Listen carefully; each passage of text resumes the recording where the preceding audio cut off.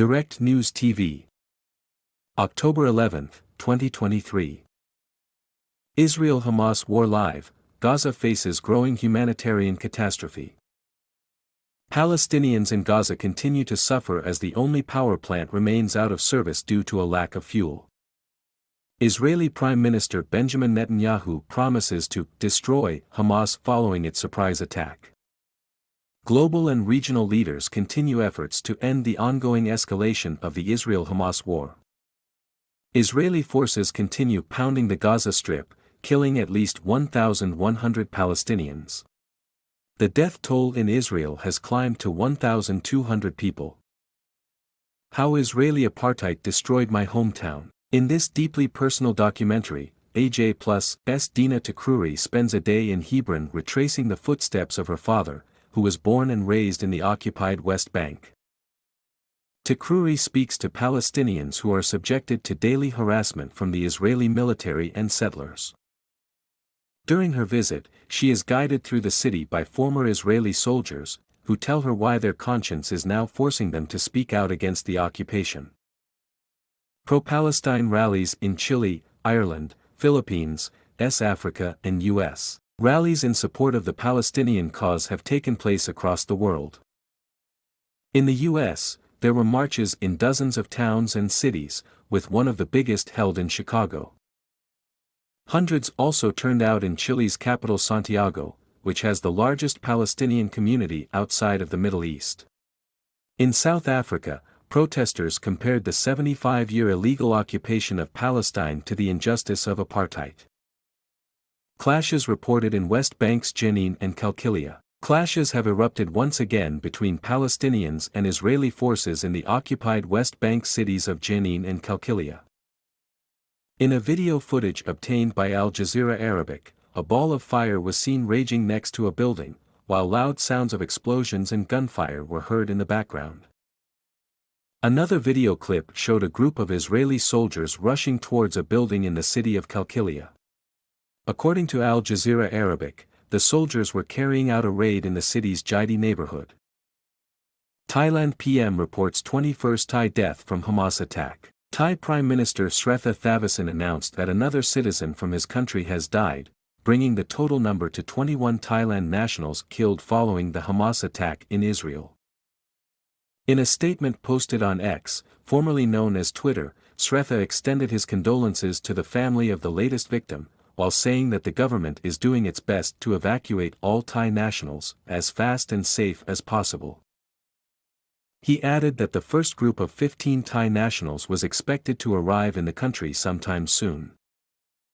How Israel made Gaza the world's biggest prison. Often described as the world's largest prison, most of the world only pays attention to Gaza when it fires rockets at Israel. It is a tiny territory with no control of its own borders or airspace. Most of its residents are refugees from just across the border with Israel, who have almost no chance of ever leaving. AJ+ takes a closer look at Gaza, and how its more than 2 million residents live in an incredibly desperate situation. Listen, as Israel unifies, Gaza pays the price. The new Israeli unity government is a sign of how the Hamas offensive has brought together a fractured political scene. It put a stop to weekly anti-government protests that threatened to topple a government among the most radical in its history, and for Israelis, it has prompted grief, outrage and an unrestrained military response. Now, Israel's military is preparing a record 300,000 army reservists for a ground war in Gaza. But anger over Israeli Prime Minister Benjamin Netanyahu's failure to protect its citizens remains. So as the country prepares for more conflict, where will that anger go? Gaza death toll rises to 1,200, Health Ministry. The Palestinian Health Ministry in Gaza has reported in the last half hour that the death toll from the Israeli air raids has risen to 1,200. The ministry also reported that about 5,600 other people have been wounded in the attacks. Hospitals across Gaza are already facing an overcapacity due to the mounting casualties. Israel pounds Al-Sabra, Al-Karama and Khan Yunis. Israeli air raids are continuing inside Gaza at this moment. This time, the attacks are concentrated on the Al-Sabra neighborhood in central Gaza, the city of Khan Yunis in the south, as well as western parts of the Strip. The Al-Karama neighborhood, which was attacked earlier, has also been hit in the past hours. Residents know there is no safe place inside the Gaza Strip. Every place could be hit, even shelters affiliated with the United Nations. Palestinians from Gaza working in Israel dumped in West Bank. Many Palestinians from Gaza have long worked in Israel, traveling across the Beit Hanun, also known as Erez, crossing every day, and earning more money than they would for the equivalent job in Gaza. But on Saturday, Israeli police told their employers to take them to checkpoints, from where they were taken to the occupied West Bank, far from their homes, and with no way to get back. Some said that they had been attacked by Israeli police after they were picked up. Now, they're stuck at a Palestinian Authority facility in Ramallah, unable to return home, even as some of them have lost family members in the Israeli bombing of Gaza. Discussions underway for safe passage of U.S. nationals in Gaza, report. Discussions are underway between the U.S., Egyptian and Israeli officials for the safe passage of American citizens living in the Gaza Strip, according to a social media post by a Wall Street Journal reporter. Vivian Salama of Wall Street Journal quoted an unnamed U.S. State Department official as saying that the affected U.S. nationals are looking to leave through the southern Rafah crossing into Egypt.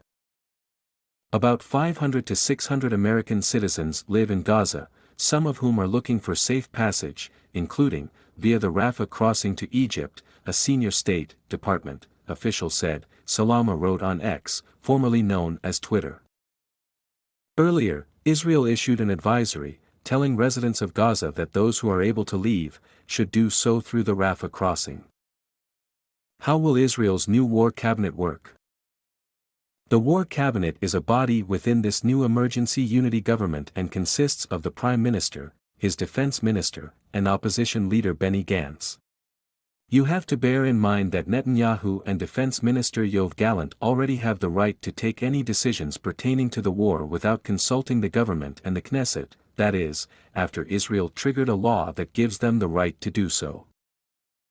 But having this war cabinet will take away accusations against Netanyahu that he is going at it alone, that he's making his own decisions, and that he doesn't have people who have extensive military experience within his ruling coalition. Gantz was a former defense minister and a former chief of staff of the Israeli military and has dealt with Gaza before. So all of that gives legitimacy to Netanyahu and helps him in this difficult task ahead. Now, this war cabinet has full control over the operations of the military. The stated goal of the military is to eliminate Hamas's military capability. There has been no talk of the civilian arm of Hamas. And so, for example, if the war cabinet wants to broaden the scope of this war, then it will have to consult the wider emergency unity government, which consists of members of Netanyahu's ruling coalition plus 5 members of Gantz's National Unity Party. If, for instance, there is a new front that opens in the north of the country, along the border with Lebanon, the war cabinet will decide the path ahead, but it will consult with the rest of the broader emergency government. White House backtracks on Biden claim he saw pictures of beheaded children, report. A spokesperson for the White House has told the Washington Post that U.S. President Joe Biden has not seen pictures of Hamas fighters beheading children in southern Israel. The reversal came after Biden told Jewish leaders at the White House, "I never really thought that I would have confirmed pictures of terrorists beheading children." A White House spokesperson later clarified that U.S. officials and the president have not seen pictures or confirmed such reports independently, the Post reported.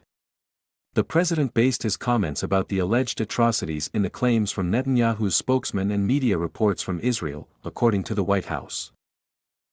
The claim has been widely spread and featured on the front pages of Western newspapers, but, when approached for comment, the Israeli army has said that it could not confirm the reports. Duterte says Israel should turn Gaza into world's biggest cemetery. Former Philippines President Rodrigo Duterte has suggested that Israeli Prime Minister Benjamin Netanyahu crush Hamas and turn Gaza into the world's biggest cemetery. Duterte, who has a reputation for being a populist, was reacting to reports that 2 Filipinos working in Israel were killed in Saturday's attack by Hamas. He said that if it were up to him, he would order everyone to leave Gaza in 48 hours. If not, well, I'm putting you on notice. I will level it to the ground so that there will be no more Gaza. No more Gaza to fight for, he said in a mix of Filipino and English in a TV commentary. During his presidency from 2016 to 2022, Duterte oversaw a war on drugs that left thousands of people dead and prompted an international criminal court probe. On one occasion, he also appeared to compare himself with Adolf Hitler, saying he would be happy to slaughter millions of drug addicts just like Nazi Germany killed. My name is Kingsley.